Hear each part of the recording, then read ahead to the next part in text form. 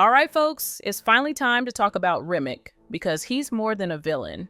I've been making videos about sinners for a while now, and honestly, I've been dying to talk about Remmick. Better late than never, I guess.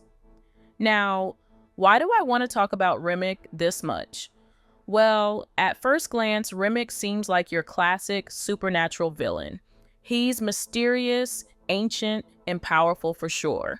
But as the story unfolds, it becomes more and more clear that Remmick is operating on a much deeper level, and his obsession with Sammie isn't just about bloodlust, it's about music, memory, and cultural identity.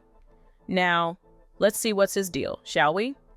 Set in 1932 Mississippi, Sinners is beyond being a supernatural horror movie. It's also a social commentary and generational trauma blended into horror.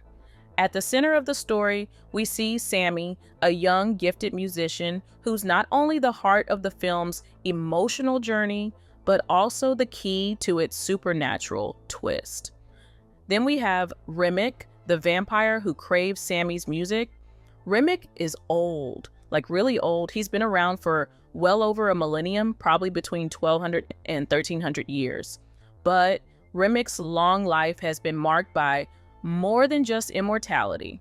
Actually, there's an Easter egg that reveals Remmick's background, and I talked about it in one of my videos. I'll link it down below in case you want to check that out. Now back to the topic. Remmick has seen the brutal weight of colonialism. Yes, I'm talking about the centuries-long oppression of the Irish by the British.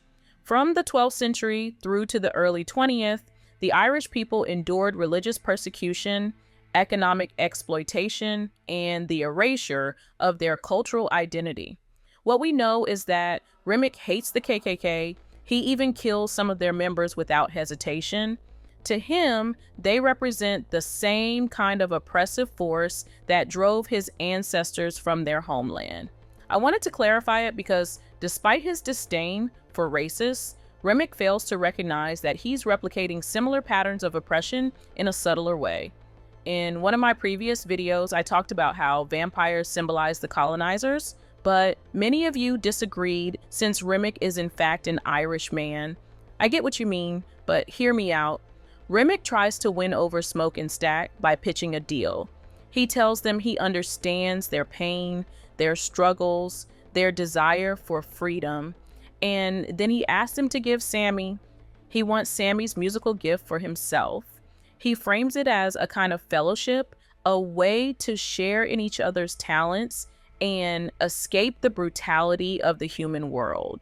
But make no mistake, this is a metaphor for assimilation and cultural appropriation.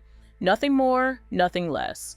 Just like the British tried to assimilate Irish identity, and just like slaveholders forced African people to abandon their names, languages, and traditions, Remmick is asking Sammie to surrender something essential. He wants Sammie's gift not just to admire it, but to own it. There is a reason why he's Irish. Now, I believe at this point I need to say that some Irish immigrants in America began as outcasts, but later gained some kind of privilege by aligning with whiteness. Some even participated in slavery and systems of racial oppression, you know? Remmick's character draws on that complicated past, someone who remembers being marginalized but can't stop using his whiteness and supernatural powers to dominate, even assimilate others. The guy is struggling here. Director Ryan Coogler explained in an interview that making Remmick Irish wasn't just a random detail, it came from a place of genuine appreciation and cultural crossover. Ryan mentioned that he and his kids love Irish folk music, and he wanted to reflect the unexpected ways in which African American and Irish traditions have intersected. But he also wanted Remmick to feel like a relic, someone who predates modern concepts of race and yet still gets caught up in them, adding to his sense of disconnection from the present. No matter what, Remmick isn't a flat villain. He's not just a vile white guy. He's not one-dimensional. In fact, he has layers, and I love his character for that. See, his obsession with Sammie isn't just about stealing talent. It's about connection. He confesses that he's haunted by the loved ones he left behind centuries ago, people he couldn't save or transform. He believes that Sammie's music is so powerful that it might allow him to reconnect with that lost past. That's his dream, to combine his own musical abilities with Sammie's gift and somehow bring what he lost back to life. So in a way, Remick's motivation is surprisingly humane. He's not just evil for the sake of it. Instead, he's driven by grief, longing, and the desire to build something new out of all the pain he's carried for centuries. He talks about creating a new community, a family of immortals bonded by shared purpose. But again, it's a twisted vision because he has to erase someone else's identity to build his community. By the time Sinners wraps up, we understand Remmick being an Irish vampire is a great metaphor for how oppression doesn't always disappear. It just shows up in new forms. He suffered, lived through colonization, but he's turned into a bloodsucker himself. Let me know what you think in the comments below, and take a look at this playlist. I believe you'll love the videos I made on Sinners.